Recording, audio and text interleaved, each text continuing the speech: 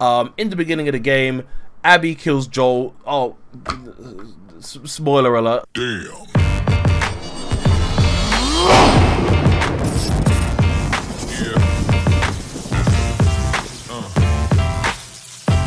So I'm going to split this review into what I believe are the 3 core parts of a game. Graphics, mechanics, story. Pretty self-explanatory. We're going to look at each of those things, see how they do, and you're going to get my thoughts on it. But ultimately, I'd like to also go back and forth with you guys in the comment section.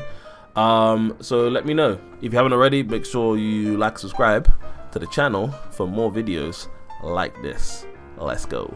Alright, first section, graphics. Alright, Last of Us Part 2 is set primarily in Seattle. So I've never been to Seattle, but from what I can tell from Last of Us 2, the graphics, that I don't know how true it is to Seattle in terms of how it looks, but what I can say is that the game looks incredible from the outside of structures to the inside of structures, to the models of the characters, to models of animals. The environment as a whole, phenomenal. Even characters' facial expressions, like Ellie when she was with Joel and she was in the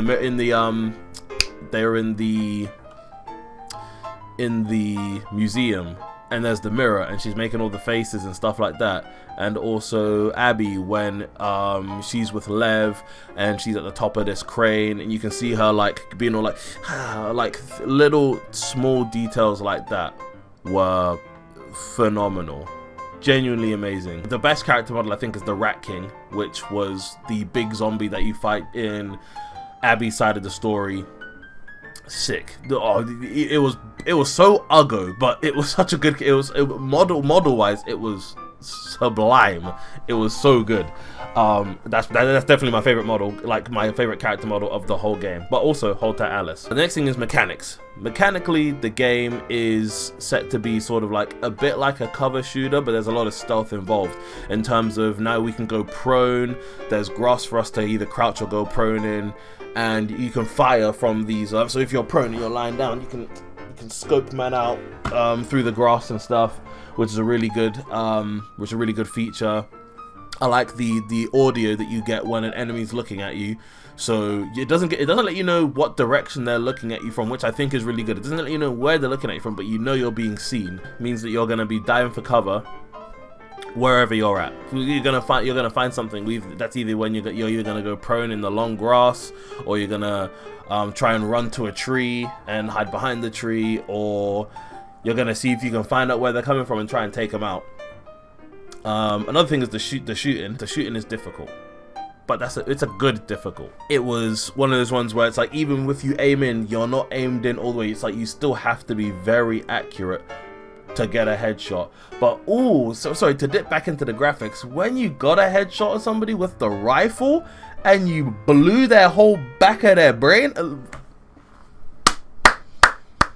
you gotta give it up there. And people getting dismembered and stuff. What? Listen, fire. One mechanic that seemed a bit redundant to me was the skills one. So you have the ability to upgrade your weapons and be able to craft things, and that sort of comes as time goes on. But there was like a skills thing. Excuse me. There was a skills thing where you could upgrade like the listening range, or your movement in stealth, or being able to craft faster, stuff like that. Don't think it needed to be in the game, if I'm gonna be honest. Like, I feel like if they geared things more towards weapons and stuff like that, it would have been just as fine. I don't know, to me it seemed like a pretty redundant feature. I feel as though I didn't even consciously use half of those things while I was playing the game, but I don't think you need to. And to me, it's a bit of a redundant feature, but that's it. Hey, this is just my opinion, and I'm giving it to you. One problem I did have with the mechanics is that anytime I was taking cover and the door was on my left, my back would be towards the door, which didn't make any sense to me, obviously, because imagine I'm trying to peek through this door, and I'm here, and I'm like, hey, hold on, let me look through this door real quick. I look stupid. Yeah, in terms of the cover system, that's my only gripe. Also, this is a good and a bad point. I hate the fact that whoever I'm rolling with can blow my cover and get caught by the enemy. There was a point where they would just run out of nowhere, and I'm just like,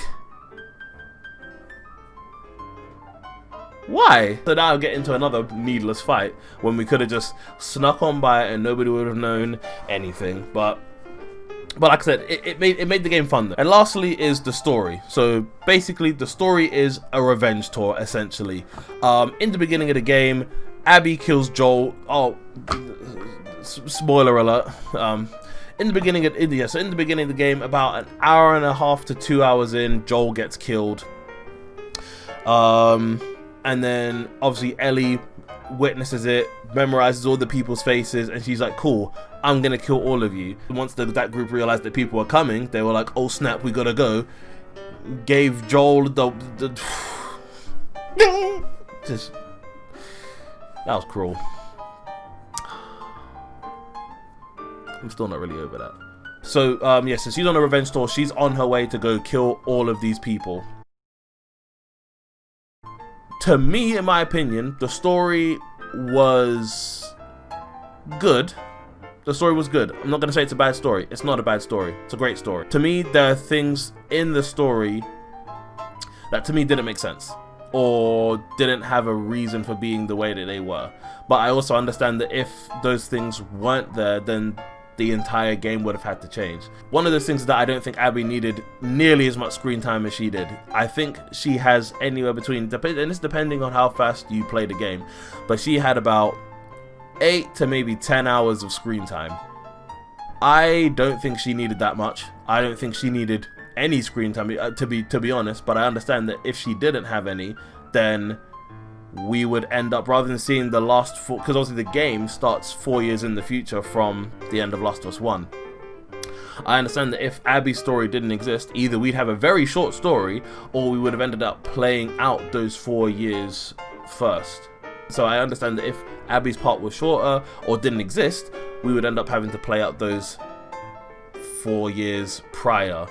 I wouldn't have had much of an issue with that, but yeah, I don't think she needed that much screen time because I'm here for Ellie and Joel. A story's like a coin. There's 2 sides to it. So obviously there's Ellie and Joel's side, and then there's Abby's side. I don't really care for Abby's side. So then having to play 10 hours of Abby is kind of like, I understand why they did it. For me, it was 10 hours that I didn't need to play. Playing Abby's story didn't make me change my mind. It made me understand a lot more of her actions and what was going on, but did it change my mind about wanting to kill her? No. Another thing is that I don't think the very end where you have to go through the Ragla base, from when the cutscene started with Abby being in Santa Barbara and Ellie asking those prisoners where she was, that could have been condensed into like a little cutscene. You can sit down, you know, take 10 minutes, and you know, it could go through all of those little bits and pieces and whatever, and have her just sneaking by. But I think that could have been condensed into a cutscene. Personally, I would have preferred it as a cutscene. I also think that they could have potentially utilized potentially multiple endings to suffice how players' minds would have gone with the game, in terms of they could have got the ending that they wanted, like a good ending where Ellie kills Abby. There could have been a bad ending where Abby kills Ellie. Then you have the true ending, which is the actual ending where neither of them dies. Yeah, that's kind of my stance on the story. I understand why the story ended up where it was. It's still a great story regardless. There's representation of LGBT community, which I do think is important for them to see themselves being portrayed in multiple ways, including games. So I think that was I think that was really good for them to do. But yeah, the game as a whole, out of a score out of 10, I think I would give it an 8, mostly because of the story bits, also the sort of redundant mechanic of the skill tree. Like, it was just like, if it doesn't play a part in the game in terms of making a big difference or anything like that, why is it there in the first place? It seemed like a wasted feature. But before I end this video, I'm gonna have a small PSA for the people who felt like it was appropriate to send the developers of Last of Us to death threats because they didn't like the game because of what happened inside of the game or how it ended. You're all dickheads. At the end of the day, I'm gonna tell you this, it's a game. If you don't like it, sure, no one's saying you can't have your own opinion. If you don't like it, just don't like it. What are you gonna achieve? What did you... Anybody who sent death threats who might be watching this video, tell me what you achieved. You're a waste man. Point blank period. You shouldn't be allowed to play games. Alright, so that is it for my Last of Us 2 review. Let me know your thoughts in the comment section down below. Let's go back and forth. Let's talk about things that we did like, things that we didn't like. Let's agree, let's disagree, let's agree to disagree. All of that. If you haven't already, and if you're new, make sure that you subscribe, like the video, share it with your homies. And you can also hit me up on all of my socials. All the links are in the description below. But, would you look at that? It's my time. It's your boy Sleep. I'm out. Peace.